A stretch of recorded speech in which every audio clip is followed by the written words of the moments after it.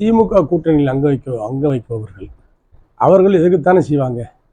அவர்களுக்கு ஒரு பயத்தை, ஒரு பீதியை முருக பக்தர்கள் மாநாடு உருவாக்கி இருக்கிறது. முருக பக்தருடைய மாநாடு ஆன்மீகத்தினுடைய அடையாளமாக மதுரையில் நடைபெற்ற ஒரு எழுச்சி மாநாடாகத்தான் கருத வேண்டும். மக்கள் மனத்தில் ஒரு மாற்றம் இருக்கிறது. ஆளுகின்ற கட்சிக்கு ஒரு ஏமாற்றம் கிடைக்கும். ஆகவே திமுக கூட்டணியில் சலசலப்பு ஏற்பட்டு விட்டது. திமுக ஆட்சியை வீட்டுக்கு அனுப்ப வேண்டும் என்று எண்ணுகின்ற கட்சிகள் எல்லாம் அதிமுக தலைமை ஏற்க வேண்டிய காலம், சூழ்நிலை, சந்தர்ப்பம் வந்து கொண்டிருக்கிறது. ஒரு லூசுத்தனமான வேலையை லூசு பயிர் செஞ்சிருக்காங்க. முடித்து திமுகவை வீட்டுக்கு அனுப்ப வேண்டும், ஆட்சியை விரட்ட வேண்டும் என்று எண்ணுகின்ற தலைவர்களில் ஒருவராக விஜய் இருக்கிறார். ஆகவே அதிமுகவுக்கு கூட்டணிக்கு வர வேண்டும். அதிமுக தலைமை தான் திமுகவுக்கு வலுவான எதிர்ப்பை கொடுக்கக்கூடிய தலைமை. இந்து மதத்துடைய மனங்களை புண்படுத்துகின்ற பணியைத்தான் திமுக இதுவரை வரலாற்று ரீதியாக செய்திருக்கின்றது. சிறுபான்மை மக்களை ஏமாற்றி ஓட்டு வாங்குகின்ற பணியைத்தான் திமுக கட்சி தொடர்ந்து செய்கிறது.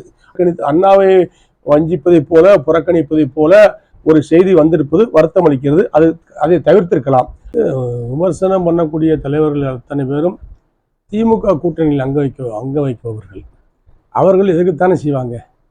அவர்களுக்கு ஒரு பயத்தை, ஒரு பீதியை முருக பக்தர்கள் மாநாடு உருவாக்கி இருக்கிறது. ஆகவே அவர்கள் அதற்கான மாற்று கருத்தை தான் விதைப்பார்கள் ஒழிய இது நல்ல மாநாடு என்று சொல்வார்களா? ஆகவே மக்களை பொறுத்த மட்டில், பொதுஜனங்களை பொறுத்த மட்டில் முருக பக்தருடைய மாநாடு ஆன்மீகத்தினுடைய அடையாளமாக மதுரையில் நடைபெற்ற ஒரு எழுச்சி மாநாடாகத்தான் கருத வேண்டும். ஒரு 6 லட்சம் பேர் வந்திருக்காங்க அப்படிங்கிறத நீங்க எப்படி பாக்குறீங்க? அது ஒரு பிரம்மாண்டம், பிரம்மாண்டத்தின் உச்சம். மக்கள் மனத்தில் ஒரு மாற்றம் இருக்கிறது. ஆளுகின்ற கட்சிக்கு ஒரு ஏமாற்றம் கிடைக்கும். அதிமுக மீது அக்கறை கொண்டு திருமாவளவன் நீங்க பிஜேபியில போயிருக்க கூடாதுன்னு சொல்லிட்டு வந்தவரு பிஜேபி கூட்டணியில இருக்கிறதுனாலதான் என்னால உள்ள போக முடியாத நிலைமை இருக்கு அப்படிங்கிறத சொல்லியிருக்காரு. இதை எப்படி பாக்குறீங்க? அதில் அரசியலில் சூட்சமமான கருத்துக்கள் இருக்கும்,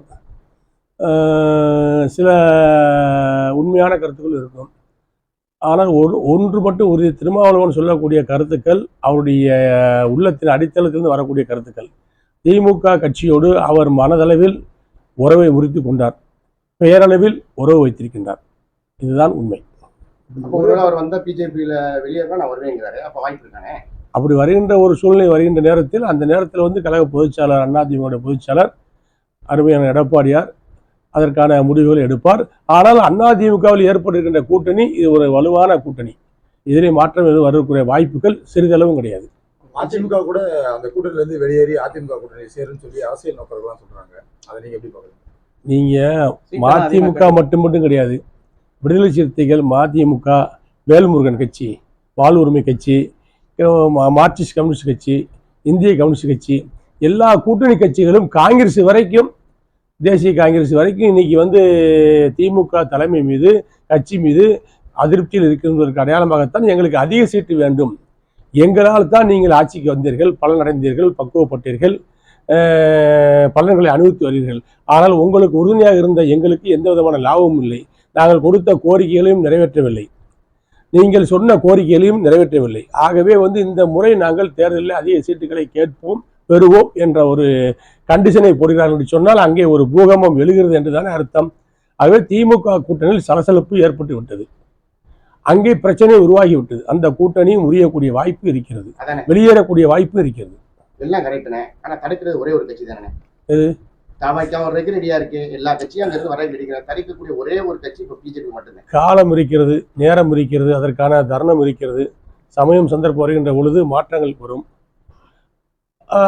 அதற்காக வந்து நம்பியவர்களை ஏமாற்றுகின்ற பழக்கம் அதிமுகவுக்கு கிடையாது.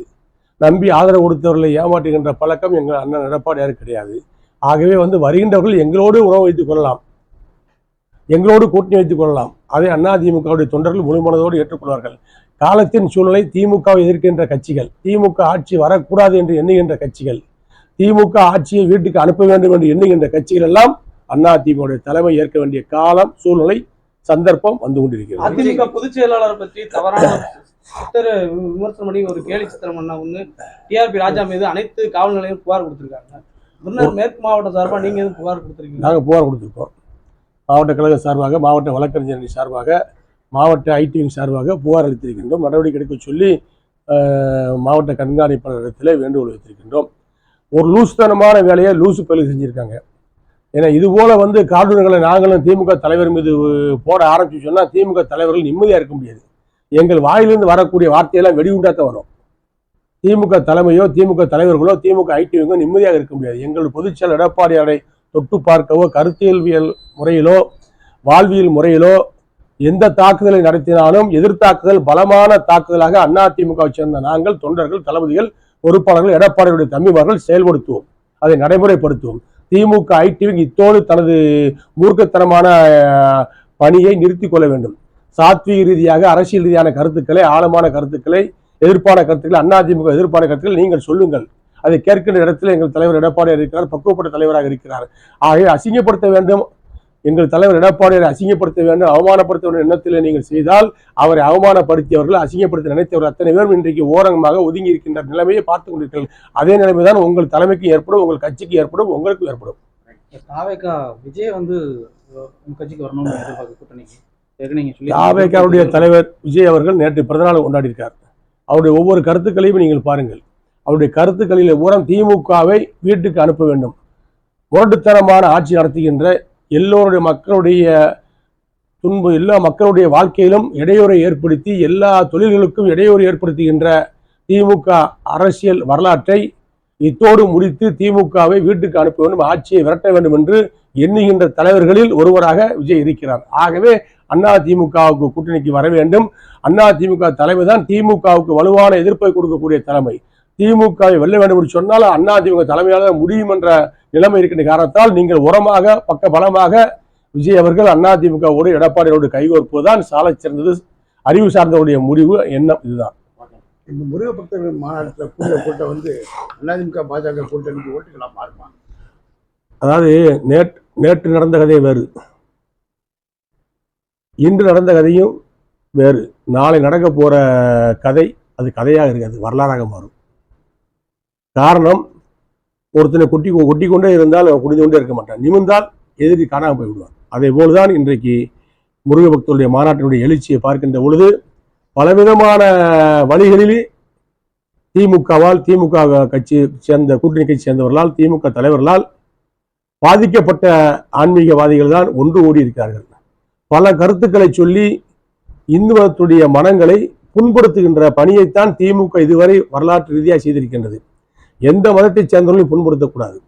அல்லாஹ்வை வணங்கக்கூடியவர்களுக்கு அவர்களுக்கு ஒரு வரலாறு உண்டு, அவர்கள் மக்களும் 1000 நியாயங்கள் உண்டு, அதை நாம் ஏற்றுக்கொள்ள வேண்டும். அதே போல் மாதாவை வணங்கக்கூடியவர்கள் இயேசுவை வணங்கக்கூடியவர்களுக்கும் 1000 காரணங்கள் உண்டு, அவர்கள் பக்கமும் 1000 நியாயங்கள் உண்டு, அதையும் நாம் ஏற்றுக்கொள்ள வேண்டும். அதே போல் இந்து மத கடவுளை வணங்குகின்றவர்களுக்கு 1000 காரணங்கள் உண்டு, 1000 நேர்மையான கருத்துக்கள் உண்டு, அதையும் நாம் ஏற்றுக்கொள்ள வேண்டும். ஆகவே எதிர்ப்பு என்ற போர்வையிலே ஒரு மதத்தை மட்டும் குறிவைத்து அடிப்பது என்பது இது மதச்சார்பு இல்லை, இது ஒரு மதவாதம். ஒருத்தருக்கு கண்ணிலே வெண்ணையும் ஒரு கண்ணிலே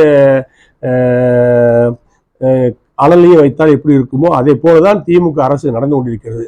நீங்கள் எல்லோருக்கும் வாழ்த்து சொல்ல வேண்டும், ரம்ஜானுக்கும் வாழ்த்து சொல்ல வேண்டும், கிறிஸ்துமஸுக்கும் வாழ்த்து சொல்ல வேண்டும், தீபாவளிக்கும் வாழ்த்து சொல்ல வேண்டும், தைப்பொங்கலுக்கும் வாழ்த்து சொல்ல வேண்டும். அதுதான் ஒரு ஜனநாயகத்தினுடைய எல்லா சமூக மக்களையும் உள்ளடக்கிய ஒரு சமாதான ஆட்சியாக கருதப்படும்.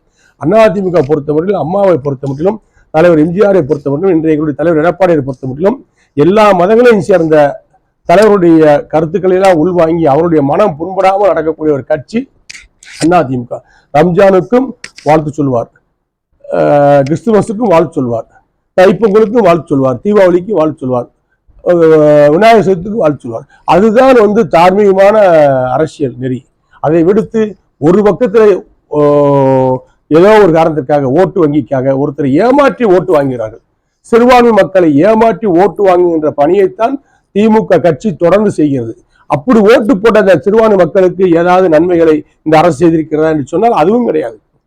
பெரும்பான்மை மக்களுக்கும் எதிரியாக இருக்கிறது, சிறுபான்மை மக்களுக்கும் துரோகியாக இருக்கிறது. ஆகவே இந்த ஆட்சியை வீட்டுக்கு அனுப்ப வேண்டும் என்ற நிலைப்பாடுதான் எல்லா மக்களிடத்திலும் இருக்கிறது. ஆகவே எல்லா சமுதாயங்கள், எல்லா மதங்களைச் சேர்ந்தவர்களும், எல்லா கடவுளையும் பின்பற்றக்கூடியவர்கள், வணங்கக்கூடியவர்கள் ஒருங்கிணைந்த ஒரு ஆட்சி வேண்டும் என்று சொன்னால் அது ஒரு ஆன்மீக ஆட்சி, அதிமுக ஆட்சி, எடப்பாடி ஆட்சி வர வேண்டும், எடப்பாடியார் முதலமைச்சராக வர வேண்டும். முருகபக்தர் மாநாட்டில் அந்த திராவிட கழகத்தை சொல்லுங்க. திராவிட அந்த அண்ணாவை விமர்சிச்சு அந்த வீடியோ வெளியிட்டு, அண்ணாவை விமர்சனம் பண்ணக்கூடிய அளவுல அந்த வீடியோ ஒன்று வெளியிட்டிருக்காங்க முருகபக்தர் மாநாட்டில். திராவிட அதாவது அந்த வீடியோவை தயாரித்தவர்கள் யாருன்னு தெரியாது. அது வந்து பேரறிஞர் அண்ணாவுடைய பெருமைகள் பல இருக்கிறது. அடித்தட்டு மக்களை அரசியல் அதிகாரத்துக்கு கொண்டு வந்த தலைவர்களில் முதன்மையானவர் பேரறிஞர் அண்ணா அவர்கள். பெரியாருடைய சீர்திருத்த கருத்துக்கள் 1000 இருக்கிறது.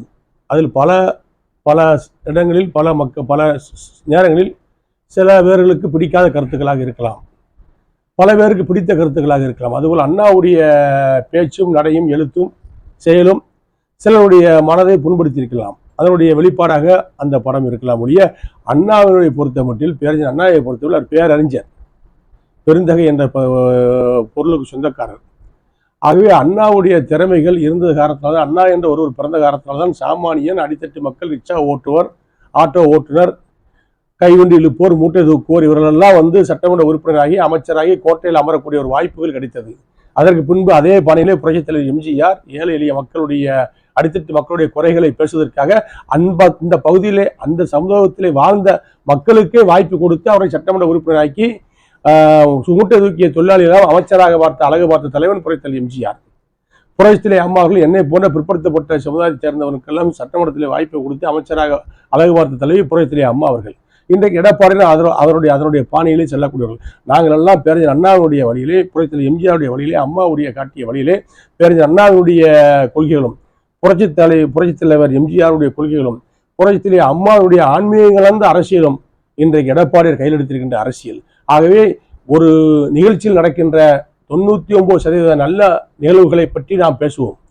அதில் நடந்த ஒரு நிகழ்வை பற்றி பேசி அதனுடைய ஒட்டுமொத்த அந்த மாநாட்டினுடைய நல்ல கருத்துக்களை எல்லாம் புறக்கணிக்க முடியாது. ஆகவே அண்ணாவை வஞ்சிப்பதைப் போல புறக்கணிப்பதைப் போல ஒரு செய்தி வந்திருப்பது வருத்தம் அளிக்கிறது. அதை தவிர்த்திருக்கலாம். இன்றைய அரசியல் சூழ்நிலைக்கு மறைந்த தலைவர்களை பற்றி நல்ல நிகழ்வுகளை பற்றி பேசுவதுதான் சாலச் சிறந்தது. அவர்களிடத்தில் இருக்கின்ற ஒரு முற்போக்கான ஒரு கொள்கைகளை பற்றி அந்த நேரங்களில் அவர்கள் எடுத்த அந்த முடிவை பற்றி இப்போது விமர்சனம் செய்வது தேவையற்ற ஒரு விவாதத்தை இப்போது உண்டு பண்ணியிருக்கிறது. இது தேவையில்லை. முடக்குவாதம், மூலம் உள்ளிட்ட நோய்களுக்கு சிறப்பு சிகிச்சை பெற ஸ்ரீவித்யா சித்தா மற்றும் வர்மா மருத்துவமனை, அரியலூர்.